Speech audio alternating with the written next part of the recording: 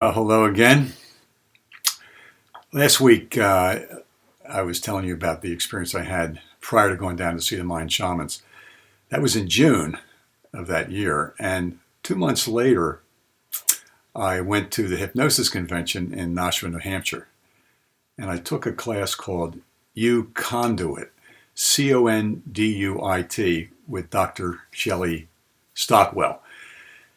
And it was a play on the word, you can do it. You can channel through yourself. You can channel these other dimensions and beings and so forth. So I was curious about that. And I had a question I wanted to ask Shelley when she did a channeling of it's going to sound wild, but anyway, a British woman who had been alive at some point and now was on the other side and came through. Her name was Kendra. And so you could ask Kendra questions. So if you remember last week, I mentioned that before going down to see the Mayan shamans, I had these 12 pillars of green light that coalesced into 12 green light beings. And that my teacher had told me that they were ascended Mayan master teachers. And I had been greeted in a salutatory way by one of them leaning over toward me and his hand to the side, telepathically saying, "Welcome back to the Brotherhood." And she had told me that I had been among those in another lifetime, another dimension. Now remember, I'm just sharing with you what came across my path in the hopes that you'll be inspired on your spiritual journey toward lasting love, peace, and happiness as the consciousness that you are, that you'll learn to pay attention to the synchronicities. So there's some of these are really, really startling to me. So there I was at the convention, and we were to do, first of all, an exercise, pair up with somebody, a fellow I didn't know, and I was to look over his head and kind of see what came into my mind's eye about him as his higher self, I believe it was. And he was to do the same with me. And I looked over his head, and in my mind's eye, saw something like a painting regarding angels. Classic Renaissance kind of puffy clouds and beautiful, beautiful, kind of a cluster of angels. He looked over my head and he saw a slender light being with huge almond eyes. In other words, he saw what would be considered an ET, an extraterrestrial. And he got the word Andromeda, and I wasn't quite sure what that was referring to. I was thinking about Andromeda in mythology and so forth, and then later I thought about the galaxy, the neighboring galaxy, Andromeda. So Shelley was speaking to people, and then people would ask her questions, and she was channeling a being named, as I said, Kendra. And so I said, "Kendra, who were the green light beings that came to me?" And she said, in her British accent, "Oh, dearie, they're your Pleiadian brothers and sisters." And now remember, I talked to you about the Maya and the Native Americans and how they referred, and it was common knowledge that they have interactions with extraterrestrials. And I mentioned this also synchronistically, that just in the last few weeks, there's been more admission on the part of our government that they've been well aware of visitors from other planets, from the stars, if you will, extraterrestrials, and that they're admitting that. And plus the craft, the unidentified flying objects, the UFOs and so forth, there's been more of an admission about that now. So it's timely that I'm sharing this with you. So again, they've referred to them, that is the Maya, as our space brothers and sisters, not as hostile entities, but that is as brothers and sisters. Now, among brothers and sisters, you can have good and bad brothers and sisters. Okay, so what I told you about last week, one of the visitations was of a dark entity that seemed from another star system that came, and I called on the Holy Spirit, and it fled in terror. And that I had recounted that regarding a book by John Mack, in which he was talking about the people he had helped recover from the trauma of being abducted, and that in two instances women had prevented the abduction when they, in one case, called on Christ, and in the other case just sent love to the beings. But by and large, the beings of a higher nature and so forth are not hostile, but they're hidden and they're there to benefit us. Now, again, I urge you to take a look at Stephen Greer's, it's in the description below, urgent message regarding this phenomenon and this kind of burgeoning awareness of we're not alone. And that's been out there for quite some time. So when she told me this, and then later that day, I went back. Oh, I know. She said something about, so you are a star being, she said, and you probably didn't feel like you're really comfortable in this earth realm and so forth and so on, and you probably thought there was something other. And she gave me a couple of comments like that. So here's what happened synchronistically. So that day, I go home, and I was renting a room to a fella, and he was watching a show, and I said, Don, what are you watching? And he said, the Andromeda Strain. So that was synchronicity. And the next day, I went to breakfast in a town over, and during Kendra had brought forth the idea that my mother was there, and she had been dead for some 10 years. And she said, your mother wants you to know that when you see a white flower with a purple center, that is actually your mother communicating with you. So as soon as I walked up to the restaurant, there was a big vat, a big container of these pansies that were purple in the center and white on the outside. And that was the first thing. So after I had breakfast, I went to the local bookstore right next door to the restaurant, and I came across a book that said, by a woman named Solara, Solara, called The Starborn. And it talked about people having had, some of us on Earth having had lifetimes in other galaxies and other star systems and so forth. So I thought, well, that was interesting. I mean, I walked in, it was right there. I didn't search for it. It just popped out. Now, years later, I was wrestling with this, thinking, how does that make sense? So one night I was listening to Coast, and a noted author, Marilynn Hughes, and a mystic, also a well-renowned mystic, she was on, and she was talking, and she said that, and it caught me right away. I just happened to flip it on. It was seconds, because I'd been wondering about this. And she said, there are some of us who have chosen to have incarnations or lifetimes in other star systems, other galaxies, and so forth. So I said, well, that's interesting.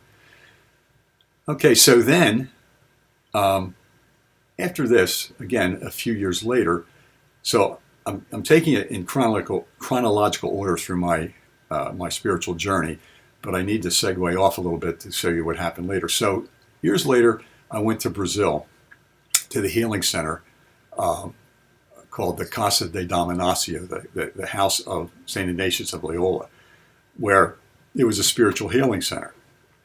And when I was there, it was the end of my first trip there, and I was walking past the hut of the guide that my friends and I had that particular week, or those 2 weeks, I should say.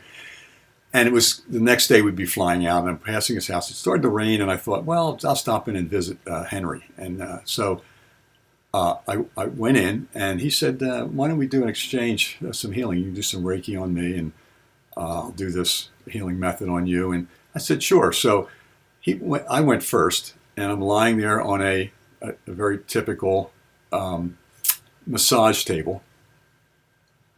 And he does this thing, and I feel pretty good. And at the end, I take my hands over my heart, and I say a prayer with Reiki, asking all those healing forces in that center to bless Henry for all he did for me and for my friends. And I did the Reiki symbols so that he may receive the healing he needs spiritually, mentally, emotionally, and physically.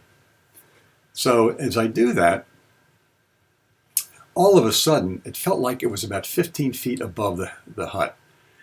Kaboom! And a big flash. It was like I'd never seen before, a thunderbolt, literally thunder and lightning coming together at the same time.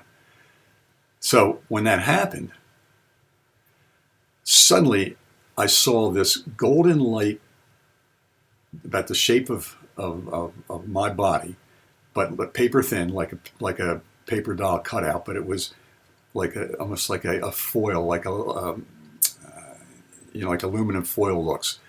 That kind of material, that kind of thickness, but it was gold, and it was shaped, roughly like head, arms, and legs, and it floated out up through the ceiling.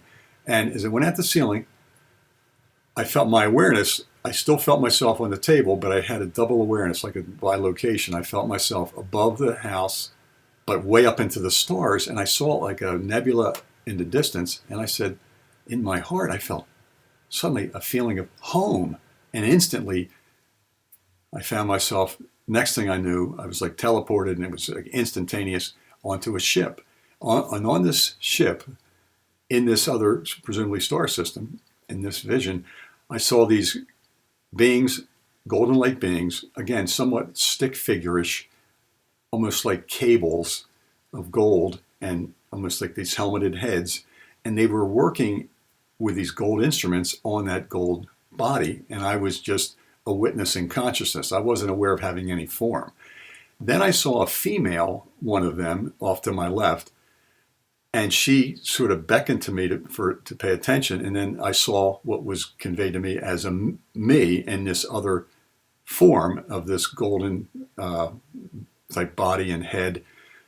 And we joined together in this union like a caduceus, like the medical symbol, like the serpents entwined in the heads. And it was this erotic kind of union. Well, that ended, the scene vanished, and I was fully conscious of just being on the table. So now, there's a little aside. As I'm telling you about this, we don't want to get caught up in any other incarnations. It's nice to see these things and have some sense of that. It's nice to expand our horizons.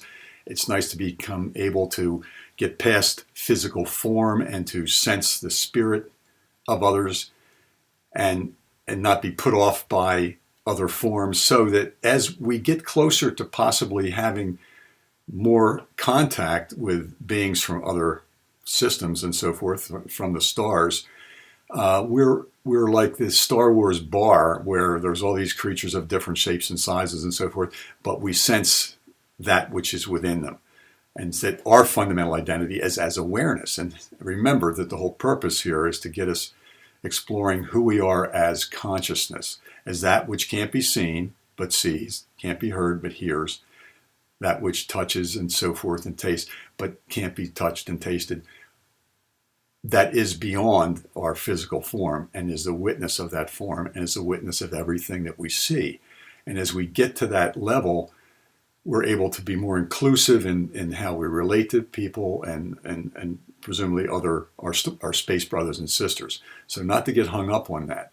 But anyway, so that was an incredible feeling. And again, what I got was Andromeda. So I wanted to check this out. So I contacted, after hearing Marilynn Hughes on the radio, I did get in contact with her, and she said to me that did sound like what she has contacted in her experiences mystically as Andromedans. So again, a form-based identity is not who we truly are. We're something more than this. And when I went to the Monroe Institute, where you explore your consciousness, I was telling one of the teachers there, and he said at the end, I said, "What do you think?" He said, and this is the tagline of the Monroe Institute: "We are more than our physical body." So the affirmation is, I am more than my physical body. And so there's a vastness to who we really are. And I want you to be able to realize that and take that in. So, but again, beyond the forms, whether it's a past life in another physical form or in some other star system form, which still, the fundamental thing is like that witnessing consciousness that I was, that witnessed on that ship and witnessed that kind of golden light body, and that's where we want to get to. And that nature of that consciousness, remember, is love, emotionally, mentally peace, and physically, energetically joy. That's what we're talking about. But I want to share with you, without no holds barred, what happened as I had my time with the Maya. So next time I'm going to go into what happened on my next trip to the Mayans in Tikal, and how this journey continues there. So hope you have a great week, and I will see you next week.